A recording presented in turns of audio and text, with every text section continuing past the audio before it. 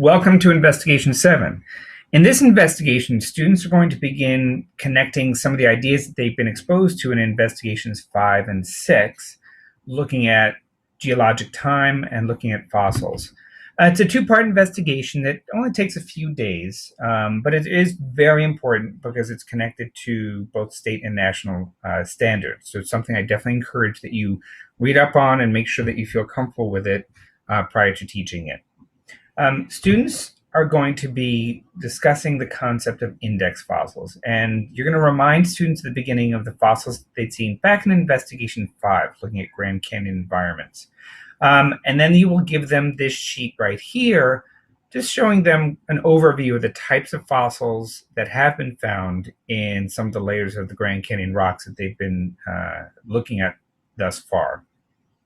Then you will talk about how some of these fossils, while they're interesting, there's some that are a little bit more interesting for geologists, and those are what are known as index fossils.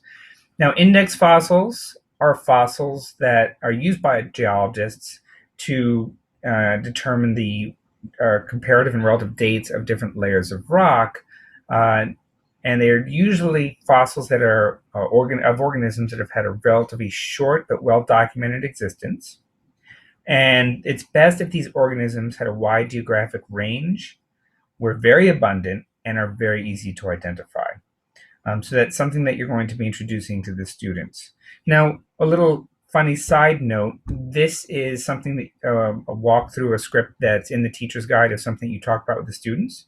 So after you've talked about index fossils, you ask them this question: which would make a better index fossil, a fern that's lived on Earth since the Pennsylvanian period 300 million years ago, or a trilobite that lived in many areas, but for only a few million years during the Cambrian period? And the answers you can see below is the trilobite would be better because it lived for a relatively short period of time over much of the Earth. Now, the teacher's guide then asks you to ask students, if musicians were index fossils, which would make a better index fossil, Elvis Presley or Milli Vanilli? This obviously shows that the teacher's guide is a bit dated. If you can find any of our students that know who Milli Vanilli were, I congratulate you. However, I suggest that you try to find a better example that you can use with your students. They might not even know who Elvis Presley is. So definitely, if you're going to get to this section, I would suggest you come up with a better example for that. Anyway, back to the kit. Now that students are familiar with a little bit about index fossils, they will have this key, which is in their resource books. This is showing them some of the key or the important index fossils that geologists use. And they will then go back to that original Grand Canyon fossil sheet, and you're going to ask them to go through and determine which of these would geologists choose to use as an index fossil, meaning it's a fossil that would give geologists a pretty specific point in time of when that layer was laid down as a sedimentary layer and then eventually became a rock layer. Once students are shown that and they go through that, that's when you get to the very more interesting part of the investigation. Students are then going to be given similar layers and fossil indicators for Zion National Park and Bryce Canyon National Park, all of which are located on the Colorado Plateau. And you're going to ask the students to look at these fossils, look at their index fossil key, and try to determine which layers match up using the index fossils in just the same way that geologists would use. So students would look at these and they'd realize that these two match right here. This set of fossils over here, which are index fossils, match. And then these sets of index fossils here match.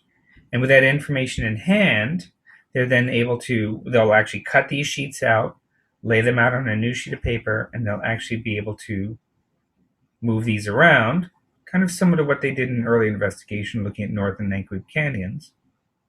And then if they do it correctly, they will then be able to determine and tell you that the Kaibab layer in Grand Canyon was laid down at around the same time that the Z1 layer was in Zion National Park. Similarly, the Z2 layer at Zion and the B1 layer at Bryce were laid down at the same time. And the Z7 layer and the B5 layer were laid down at the same time. So that's a pretty straightforward lineup activity, but it does take a little bit of prep on the student's part and a bit of work with you in terms of being able to show them what index fossils are. In part 2, students are going to be doing a little bit more of an open-ended challenge. And this can be frustrating for some of the students, but I encourage you to allow the students to go with their frustration. This is a challenge where they're given a set of cards. And as you can see on the screen, these cards have a variety of major events that took place in Earth's history. You've got items such as the first crocodiles, Neanderthal men, first bony fishes, T-Rex, bees, and so on. And students are challenged to cut out these little cards and put them in the correct order that they might have occurred in the history of the Earth. Now, students will be frustrated with this, or they may not. Some of them might feel they have a good understanding. Let them get started with it. And once they're starting to work with the activity, you're going to give them this sheet right here.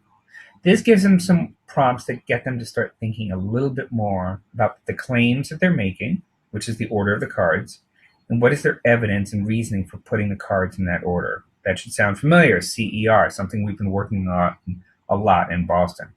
So the questions asked them start off with some pretty easy ones. They asked them to look at these pairs and determine which one might have occurred first and explain why you think so. So dinosaurs appear, dinosaurs become extinct. That should be pretty easy. Jellyfish appear, protozoa or single-celled animals appear. Bees appear, flowering plants appear. If students have already taken diversity of life, then that should be fairly easy for them. Trilobites appear, fish with backbones appear, and so on. This gets their reasoning juices flowing, gets them start thinking along those lines. Then they can continue with the activity and they will write all of their cards in the order. Now, it's important to emphasize, do not worry if the students do not have the correct order. I'd be surprised. I've never had any of my students get them all in the correct order. That's not the point of the activity. They should get some of them in a fairly good order, but the important is for the students to construct their own meanings and understandings of geologic time, the proper sequence of different major Earth events, and more importantly, emphasizing the importance of citing evidence and reasoning when they're making their claims. This investigation then ends with them doing a journal writing assignment. Again, getting them to do, kicking their metacognitive skills. What surprised you most about the correct sequence of cards? What have you learned about making your timeline, sequencing events on it, about the appearance of different life forms on Earth? This part is just a reminder. I want to show you this. This is an activity that if you have computers or a computer in your classroom that's available for the students, this is something that you might want to allow the students to do. This is a time machine. It's available on the website. A little comment I'll notice is basically it starts off in the present, and with these arrows, you can go back in time and look at events that happened. However, you might notice that there's a glitch in the system because 10,000 years ago, the continents did not look like this.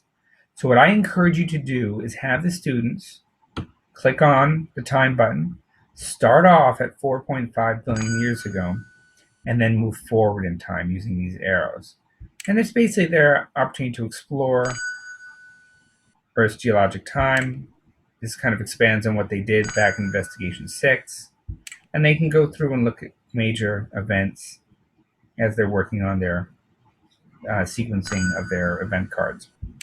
It's up to you if you want them to look at this either before, during, or after the event card activity, because some of this will help them to put them in the correct order. But it is a fun little activity, especially if you have multiple computers at your disposal, because it allows students to see some major biological events that occurred, as well as continental